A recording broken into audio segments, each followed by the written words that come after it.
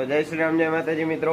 હું blog start કરું રહો બાપુની દુકાનેથી, કારણ કે મારા જે 25મો બ્લોગ છે એમાં કોપીરાઇટ આવી છે, અને કોપીરાઇટ કેવી રીતના આવી મને નહીં ખબર, એટલે બાપુ જોડે સોલ્વ કરવા આવ્યો છું। ઓદા મારો ને આડાવડા એટલે કોપીરાઇટ આવે તમારે। બાપુ હવે મારા બેટા તો ચલો જોઈએ બાપુ શું કહે, બતાડું બ્લોગ બાપુને, પછી જોઈએ, પછી એ વરી સોલ્વ કરીને વરી 25મો બ્લોગ નાખીશ ને। બાપુ બેઠા કેવી રીતે, નહીં તો તમે જુઓ માથે ઓઢે પર પડે રે, આ પંખો ફરે છે પણ લૂ બહુ આવે। હા રે જો પંખો લૂ આવે। બાપુ એસી નહીં નખાવતા, થોડો સપોર્ટ કરો એટલે એસી નખાઈ દઈએ।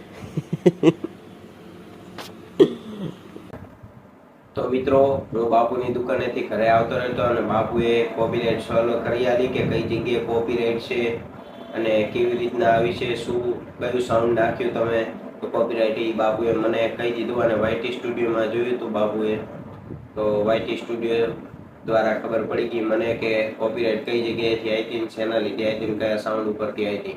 અને મિત્રો બીજી વાત એ કે હું જ્યારે વ્લોગ એડિટ કરીને અપલોડ કરું યુટ્યુબમાં, પછી બ્લોગ અપલોડ થઈ જાય અને હું જોવા જઉં બીજી વાર બ્લોગ જોવા જઉં, એટલે મને ખબર પડે લખેલું આવે ને છે કે કોપીરાઇટ આવી છે, એટલે મને એવું થાય કે બધી મહેનત પાણીમાં, એટલે કે એડિટ કરવામાં ઘણા બધા કલાક જતા રહે અને વળી કોપીરાઇટ આવે એટલે આપણને એમ થાય કે બધું પાણીમાં એમ। પણ મિત્રો પછી તો હું બ્લોગમાં કોપીરાઇટ જોઈને હું પાછી જે એપ્લિકેશનથી હું બ્લોગ એડિટ કરું એ એપ્લિકેશનમાં જઈને એ સાઉન્ડ કાઢી દઉં, એટલે કે ડિલીટ કરી દઉં, અને પછી વળી અપલોડ કરું એ બ્લોગને અને વળી યુટ્યુબમાં નાખું।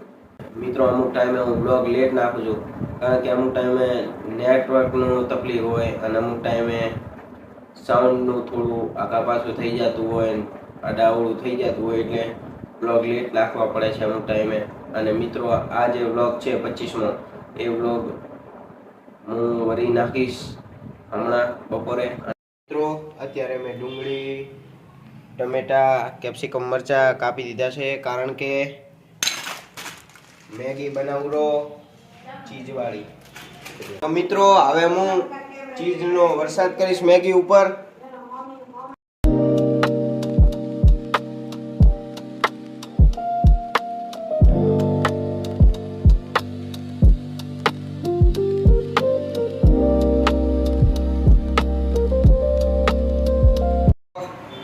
અમારી મેગી ઉપર બીજું ડબલ ચીઝ મેગી।